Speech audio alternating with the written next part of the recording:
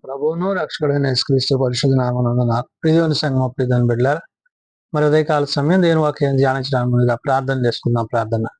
కృపగల తండ్రి, దయగల మహేశ్వరుని బంగారు పాదాలకు లెక్కలేని వందనాలు, స్తుతులు, స్తోత్రములు. గతించిన రాత్రి అంతని రేఖల చాటును కాచి కాపాడి సంరక్షించిందేవా. ఉదయకాల సమయం నీ సంఘంలో చేరి ప్రార్థించండుగా వాక్యమైన దేవుడు వాక్యం ద్వారా నాతో మాతో మాట్లాడి మీరే మహిమ ఘనత ప్రభావాలు పొందమని యేసునామమున నడుచున్నాను తండ్రి. ఆమేన్.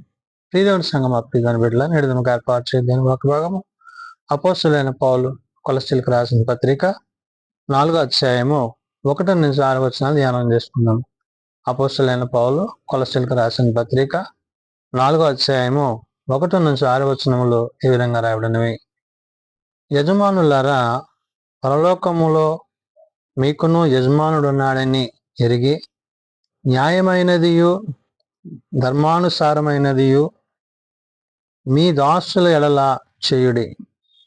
పౌలు కొలస్సీ సంఘానికి పత్రిక రాస్తూ పరలోకపు దేవుని యొక్క ఉద్దేశాలు, దేవుని యందు మానవునికి ఉండవలసిన ఆ యొక్క జ్ఞానాన్ని, ఈ మానవుడు దేవుని యొక్క జ్ఞానాన్ని కలిగినప్పుడు ఆ పరలోక సంబంధమైన జ్ఞానముతో నడుచుకునే విధానాన్ని పౌలు ఇక్కడ ఆనాడు కొలస్సీ సంఘానికి, నేడు సార్వత్రిక సంఘానికి తెలియజేసిన మాట.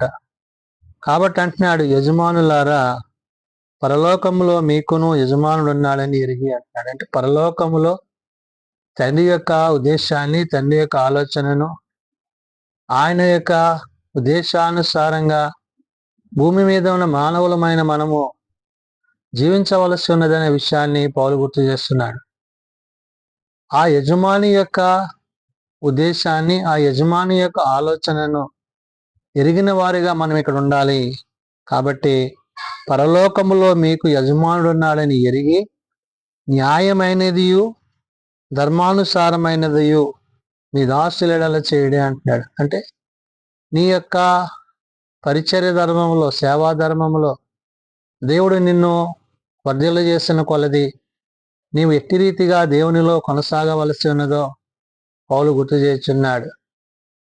దేవుని యొక్క ఉద్దేశాన్ని, దేవుని యొక్క ఆలోచనను నువ్వు కలిగి ఉంటే నీవు ఇహమందు ఇతరుల ఎడల ఎలా ఉంటావంటున్నాడు?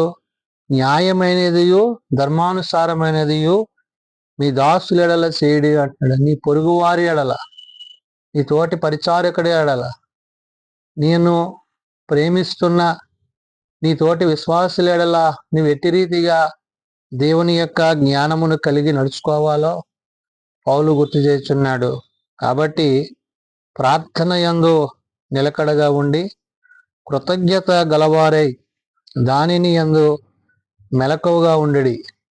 మరియు నేను బంధకములలో ఉంచబడుటకు కారణమైన క్రీస్తు మర్మమును గూర్చి నేను బోధింపవలసిన విధముగానే ఆ మర్మమును వెల్లడిపరచునట్లు వాక్యము చెప్పుటకు అనుకూలమైన సమయము దేవుడు దయచేయవలనని మా కొరకు ప్రార్థన చేయడంటున్నాడు. అంటే దేవుని పనిలో, దేవుని కార్యాలలో ఆయన సహాయము కలిగి ఉండాలి. నేడు ఆయన సహాయాన్ని కలిగి ప్రభువు యొక్క పరిచర్యలో మరి ప్రభువును గూర్చిన మాటలను దేవుడు తన ద్వారా, పరిశుద్ధాత్మ ద్వారా తెలియజేసే విషయాలను గురించి పౌలు ఇక్కడ గుర్తు చేస్తున్నాడు. ప్రార్థన యొక్క ప్రాధాన్యత, ప్రభువుతో, పరిశుద్ధాత్మతో, తండ్రితో నిరంతరము కొనసాగే ఆ యొక్క ఉన్నతమైన స్థితిని గురించి చెప్తున్నాడు. అందుకనే ప్రార్థన యందు నిలకడగా ఉండి కృతజ్ఞత గల వారే దాని యందు మెలకువగా అంటున్నాడు. ఏ ప్రార్థన నీవు కలిగి ఉన్నావో ఆ ప్రభువు యొక్క మాటను బట్టి దేవునికి కృతజ్ఞుడవై, ఆయన నీకు ఇచ్చిన స్థితిని బట్టి, ఆయన నీకు ఇచ్చిన ఆశీర్వాదాలను బట్టి, దీవెనలను బట్టి ఆయన యందు నీవు నమ్మిక కలిగి మరియు అనేక బంధకములలో ఉంచబడుటకు కారణమైన అంటే తాను ఎదుర్కొన్న పరిస్థితులన్నిటి నుంచి ప్రభు తను ఎట్టి రీతిగా లేవనెత్తి తన ద్వారా ఆయన తన కార్యాలను జరిగించాడో పౌలు చెప్తున్నాడు, మరియు నేను బంధకములలో ఉంచబడుటకు కారణమైన క్రీస్తు మర్మమును గూర్చి నేను బోధింపవలసి నా విధము అంటున్నాడు. అంటే ఏది దేవుని యొక్క ఉద్దేశమో, ఏది దేవుని యొక్క చిత్తమో అది ఎరిగి గ్రహించి దానిని ఆనాడు సర్వలోకానికి తన ద్వారా దేవుడు అందించబోయే ఆ యొక్క వర్తమానాలన్నిటిని బట్టి పౌలు ఇక్కడ మాట్లాడుతున్నాడు. నేను బోధింపవలసిన విధముగా ఆ మర్మము వెల్లడి పరచునట్లు వాక్యము చెప్పుటకు అనుకూలమైన సమయం అంటున్నాడు. అంటే నేను దేవుని మాటలు చెప్పాలని దేవుడు నన్ను ప్రేరేపించిన విధానాన్ని బట్టి, ఆయన యొక్క ఉద్దేశాన్ని బట్టి సమయమును పోనీయక సద్వినియోగం చేసుకుంటూ నేను దేవుని మాటలు చెప్పే విధంగా నా కోసం మీరందరూ ఏమంటున్నాడు, దేవుని దయచేయాలని మా కొరకు ప్రార్థించుడి అంటున్నాడు. అంటే మీ ప్రార్థనల ద్వారా, మీరు చేసే విజ్ఞాపనల ద్వారా దేవుడు నన్ను ధైర్యపరిచి ఇంకా అనేకులకు ఆయన మాటలను తెలియజేసే రీతిగా ఆయన నన్ను ఉంచాలని, పరలోక జ్ఞానానుసారంగా నడుచుకోవాలని నా నిమిత్తం ప్రార్థించండి అంటున్నాడు. అంత మాత్రమే కాదు, సమయము పోనీయక సద్వినియోగము చేసుకొనొచ్చు సంఘమునకు వెలుపల వారి ఎడల జ్ఞానము కలిగి నడుచుకోండి అంటున్నాడు. సంఘములో ఉన్న విశ్వాసలే కాదు, సంఘమునకు వెలుపటున్న ప్రజలతో, జనులతో నీవు ఎటువంటి సంబంధాన్ని కలిగి ఉండాలో అది క్రీస్తుని కలిగినదిగా, క్రీస్తు యొక్క ప్రేమ కలిగినదిగా పౌలు చెప్తున్నాడు. సంఘమునకు వెలుపట వారి వల్ల జ్ఞానము కలిగి నడుచుకొనండి అంటున్నాడు. ఇటు రీతిగా దేవుని జ్ఞానాన్ని కలిగి, దేవుని యొక్క ఉద్దేశాన్ని కలిగి, ఆత్మయందు, వాక్యమందు, ప్రార్థన యందు పట్టుదల కలిగి ప్రతి మనుష్యునికి ఎలాగ ప్రత్యుత్తరం ఇయ్యవలెనో అది మీరు తెలుసుకొనుటకై మీ సంభాషణ ఉప్పు వేసినట్లుగా ఎల్లప్పుడూ రుచిగలదిగాను కృపాసహితముగాను ఉండనీయుడి అంటున్నాడు. అంటే ఆ పరలోక సంబంధమైన దేవుని యొక్క జ్ఞానము చేత నీవు క్రీస్తు యొక్క ప్రేమను కలిగి నీ మాటల ద్వారా దేవుని యొక్క ఉద్దేశాలు వారు ఎరిగి గ్రహించి ప్రభువుని సేవించువారిగా, ప్రేమించువారిగా ఆ నిత్యమహిమలో, ఆ నిత్యరాజ్యములో చేరేవారిగా వారందరూ సిద్ధపడాలని వారి నిమిత్తము తాను చేస్తున్న పరిచర్య ధర్మం అనే విషయాన్ని పౌలు గుర్తు చేశాడు.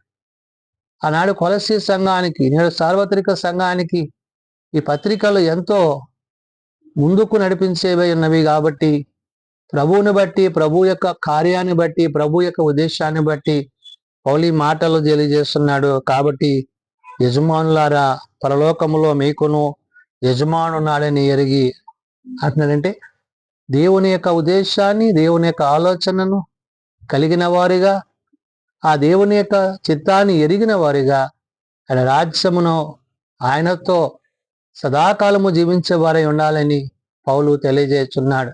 కాబట్టి ఇంత గొప్ప రక్షణను నిర్లక్ష్యం చేయక క్రీస్తు యొక్క ప్రేమలో మనమందరము ఆయన రాకడలో ఆయనతో పాటు ఆ నిత్యరాజ్యంలో చేరువారమై ఉండాలని పరిశుద్ధాత్మ దేవుడు భక్తుడైన పౌలు ద్వారా తెలియజేసిన మాటలు ప్రార్థన చేసుకుందాం.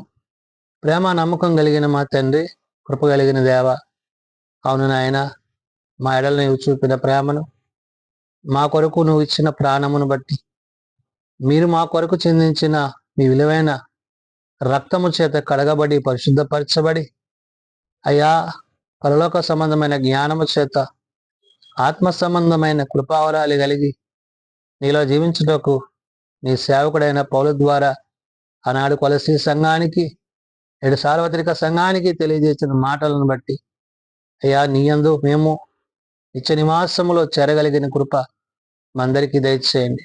మేము బలహీనలో నాయన మమ్మల్ని బలపరచు, మేము రోగులో నాయన మమ్మల్ని స్వస్థపరచు. వ్యాధి బాధ కష్ట నష్టముల నుండి మాకు విడుదలను, క్షమాపణను, విమోచనను దయచేసి నీతో నిత్య జీవంలో జీవించగలిగిన స్థితి మా అందరికీ దయచేయండి. చిన్నబిడ్డలు, యవనులు, పెద్దలు, వృద్ధులు ప్రతి వారిని వారి వారి తరగతుల చొప్పున ఆశీర్వదించి దీవించండి. ఎడిదిన పరిచర్యలో, సేవలు నీ వాక్యమందు నన్ను మమ్మల్ని స్థిరపరిచి బలపరిచి మీరే మహిం పొందుకొనమని యేసునామమున నడుచున్నాం తండ్రి, ఆమేన్.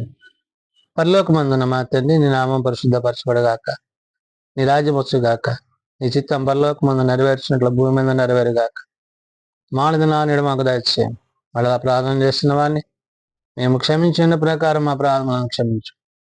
శోధనలు తేకాల్సి తప్పించు. రాజ్యము, శక్తి, మహిమ నిరంతరము నీవే అన్నవు తండ్రి. ఆమేన్. మన పరమ తండ్రి అయిన దేవుని ప్రేమ, ప్రభువైన యేసుక్రీస్తు కృప, ఆదరణకర్త అయిన పరిశుద్ధాత్మనిత్య సహాయము నిరంతరము సదా తోడేండి సంరక్షించును గాక. ఆమేన్.